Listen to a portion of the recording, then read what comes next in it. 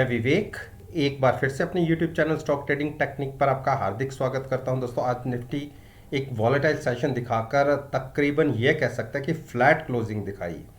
और जैसा कि मैंने अपनी पिछली वीडियोस के अंदर बताया था कि निफ्टी को कहाँ रेजिस्टेंस फेस आ रही है और निफ्टी का बिहेवियर कैसे रहा, और कल की वीडियो में मैंने एक खास बोला था कि निफ्टी एक बार 9 दिन की मूविंग एवरेज को टच कर सकती है। और आज अगर आज सेशन को देखेंगे तो जो 16,173 का प्राइस था उसको निफ्टी ने तकरीबन तकरीबन टच किया।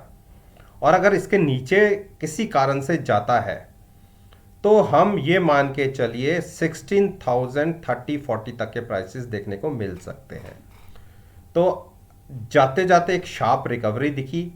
और अगर मैं एक 6-7 दिन की मूवमेंट की बात करूं तो यहीं से ये निफ्टी बार बार गिरावट दिखाता है। आज छठा दिन है जब निफ्टी ने यहीं से गिरावट दिखाई थी।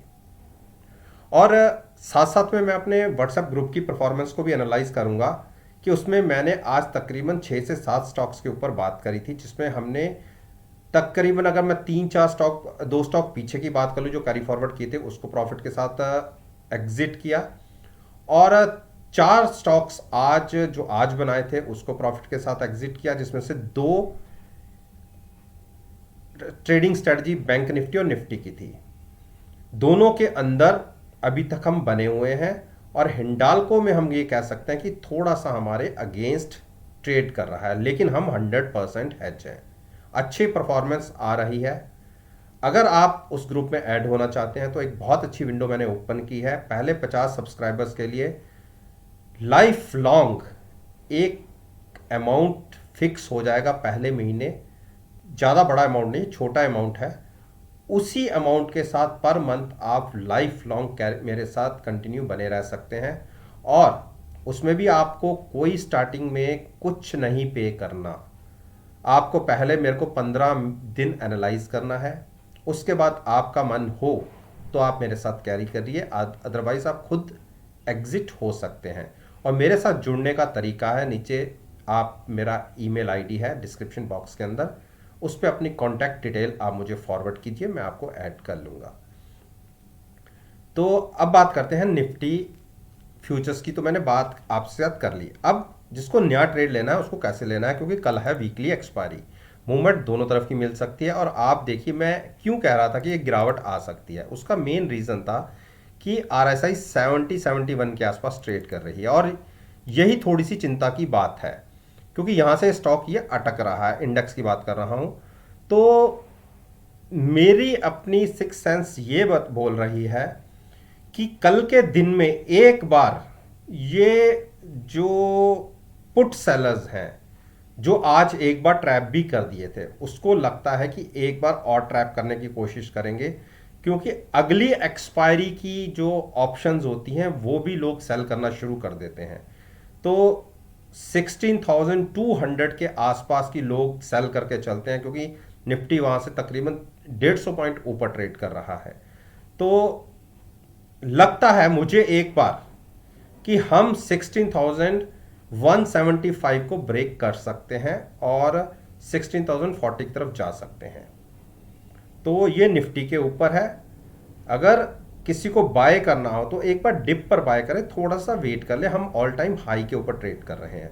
उसके साथ साथ बैंक निफ्टी की बात करूं, देखिए बैंक निफ्टी में मैंने आपसे कई बार कहा है कि बैंक निफ्टी 36,990 के ऊपर थोड़ी सी से तकलीफ हो रही है, लेकिन एक दिन केवल उसके ऊपर क्लोज हुए, अगले दिन ऊपर खुले, नीचे क्लोज हुए, और आज ऊपर खुलने के बाद एक सडन डिक्लाइन देखा गया तकरीबन 500-550 पॉइंट का। और जो हमने लो लगाया वो तकरीबन लगाया, आप देखिए 35,700 के आसपास। 9 दिन की मूविंग एवरेज को आज ये स्टॉक संभाल गया। लेकिन अगर बात करें वॉल्यूम्स की, तो वॉल्यूम्स तकरीबन नॉर्मल से ज़्यादा रहे हैं। और जब वॉल्यूम्स ज़्यादा होते हैं और स्टॉक गिर रहा है तो इसका मतलब शॉर्ट्स क्रिएट हुए हैं। तो हो सकता है कि सुबह एक बार निफ्टी, बैंक निफ्टी 35,800 की तरफ मूव करे, जबकि जिस टाइम ये मैं वीडियो रिकॉर्ड कर रहा हूं, निफ्टी तकरीबन जो इंडिया में क्लोज हुए हैं उससे भी 50 से 60 पॉइंट ऊपर ट्रेड कर रही है, यानी 16,350 के आसपास ट्रेड कर रही है। तो 50-60 पॉइंट ऊपर जाने के बावजूद मैं आपको नेगेटिव साइड की बातें कर रहा हूं बैंक निफ्टी में, क्योंकि जैसी आज की वॉल्यूम्स रही हैं गिरावट के लिए, तो ये एक चिंता की बात है। बाकी जिसको बाय करना हो, अगर गिरावट आती है तो 35,500 और 400 के बीच में लॉन्ग करे तो अच्छा रहेगा। रिलायंस, देखिए रिलायंस ने आज अच्छी क्लोजिंग दिखाई है, और इसमें को मैं बाय करने की हमेशा बात ही करता हूँ कि जब डिप पहले इसको बाय करिए और अच्छी क्लोजिंग है। मैंने अपने ग्रुप के अंदर भी, किसी ने मुझसे पूछा था कि इसको खरीद सकते हैं, मैंने कहा बिल्कुल खरीद सकते हैं हैजिंग के साथ। एक मूव लग रही है कि हम 2150 तक जा सकते हैं, तो हैजिंग के साथ आप लॉन्ग में जा सकते हैं। H D F C bank ने जो गैप फिल किया था, देखिए आज गिरावट दिखा दी उसने।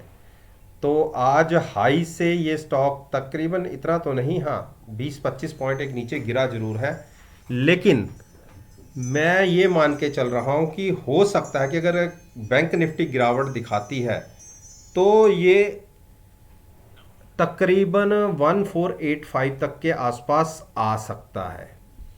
तो वहाँ पर अगर बाइंग मिले तो ले लीजिएगा, क्योंकि 6-7 दिन में स्टॉक ने अच्छी मूवमेंट दिखाई है। वेट करके लॉन्ग करेंगे गिरावट में। इंडस बैंक, देखिए इंडस बैंक ने इंट्राडे में देखिए 1020 लगा दिया, और मैंने कल के दिन में आपको क्या बोला था कि 1015 और 111000 के बीच में मिले, तो थोड़ी सी उससे रह गए हम, लेकिन कोई बात नहीं, नीचे से एक बाइंग दिखी है, लेकिन हम बाइंग इसको 1000 और 1050 के बीच में करेंगे, तब तक वेट करेंगे। एच डी एफ सी ने देखिए आज फिर से थोड़ी थकावट दिखाई, और हाई से ये स्टॉक तकरीबन 50 पॉइंट आज गिरावट के साथ ट्रेड किया इसने। लेकिन मेरा ये मानना है कि इसमें एक गिरावट का दौर आना चाहिए, तकरीबन 2600 और 2560 तक के बीच में तक गिरावट आनी चाहिए, तो हम इसको बाय करेंगे डिप पर, और वो प्राइस होगा 2540 के आसपास और 2560 के बीच में। कोटक महिंद्रा बैंक, देखिए कोटक महिंद्रा बैंक ने आज कितनी बड़ी गिरावट दिखाई, और 1818 का हाई लगाने के बाद इसने 1768 का जो एक सपोर्ट लेवल था जिसके ऊपर क्रॉस हो गई, ये कई दिन ट्रेड करता रहा, उसके बाद एक बड़ी मूव पकड़ी थी, उसी को आज इसने सपोर्ट बनाया, और उसके नीचे प्राइस बनता है 1755 का। अगर किसी कारण से 1755 तक गिरावट आ जाती है, किसी भी कारण से, मैं ये नहीं कह रहा कि गिरावट आएगी, तो आप वहां पर लॉन्ग बना सकते हैं हैजिंग के साथ, क्योंकि जब इतना बड़ा रनअप, देखिए 1650 से तकरीबन 175 पॉइंट्स की एक जर्नी हुई है, तो उसमें से कुछ करेक्शन तो बनती है। तो वही करेक्शन को मैं ट्रेड करने की बात कर रहा हूँ कि गिरावट में मिले 1755 के आसपास, तो वहाँ से लॉन्ग कीजिएगा। आईसीआईसीआई बैंक, देखिए आईसीआईसीआई बैंक ने बहुत क्रूशल सपोर्ट ली है आज, इंट्राडे में गिरे जरूर उसके नीचे, लेकिन संभल गए और क्लोजिंग ऊपर आई है। मेरा हिसाब से एक बार ये स्टॉक 685 के आसपास आना चाहिए, तो वहाँ से हम लॉन्ग करके इसको ट्रेड करेंगे, और बेरिश क्रॉसओवर बन भी रहा है, तो बिल्कुल ये यहाँ तक मिल सकता है आपको, तो 685 और 80 के बीच में लॉन्ग कीजिए। एक्सिस बैंक ने आज इतनी तेजी वाली जो इसकी रैली चल रही थी उसमें से आज गिरावट दिखाई, और इंट्राडे के अंदर तकरीबन 15 पॉइंट के आसपास का एक ट्रेडिंग इसने दिखाई है। लेकिन आपको पता है कि मेरे को फॉलो करने वाले ज़्यादातर रिटेल इन्वेस्टर्स हैं, और मैं उनको हमेशा डिप पर ही बाइंग करने की एक स्ट्रेटजी देता हूँ, और जैसे हमने पीछे 720 के आसपास इसको लॉन्ग करके तकरीबन 740-41 के आसपास एग्जिट किया था, तो मेरा ये मानना है कि एक बार ये स्टॉक फिर से 740-43 तक गिर सकता है, तो वेट करके इसको ट्रेड करेंगे लॉन्ग साइड पर, या अगर आरएसआई ओवरबॉट होगी तो शॉर्ट करेंगे, अदरवाइज आरएसआई की तो अभी 55 के आसपास ही ट्रेड कर रहा है। एसबीआई ने एक रेंज बाउंड ट्रेड दिखाया, और देखिए कल के ट्रेड में हमें 5420-25 के बीच में ट्रेड मिल गया था, तो इसको हमने कैरी कर रखा है, और मैंने अपने व्हाट्सएप ग्रुप के अंदर भी कल के दिन में इसको लॉन्ग किया था 435 के आसपास, और मेरा मानना था कि 434 की जो इसकी एक रेजिस्टेंस है, और सॉरी सपोर्ट थी उस टाइम, उसको ब्रेक नहीं करेगा, लेकिन कर गया और तकरीबन आज 423-24 तक गिर भी गया था। तो अगर किसी कारण से बैंक निफ्टी में तेजी बनती है, तो क्योंकि पीएसयू सेक्टर का एक अच्छा दिग्गज शेयर है, तो ये भी बीच में पार्टिसिपेट जरूर करेगा। तो उस केस में ऊपर रेजिस्टेंस बहुत ज़्यादा है, 433 की है, 35 की है, 440 की है। तो अगर उस तरफ जाएगा तो एक बार हम अपना प्रॉफिट लेके एग्जिट होंगे। आप कहेंगे कि जहां खरीदा आपने वहीं काट दिया, तो प्रॉफिट आया कैसे? वो ऐसे कि जो हमने 435 की पुट बाय करके तकरीबन 7 से 8 रुपए अर्न किए हैं, उससे सस्ती पुट हमने नीचे की बाय की है, और वहां से हम लॉन्ग बने हुए हैं।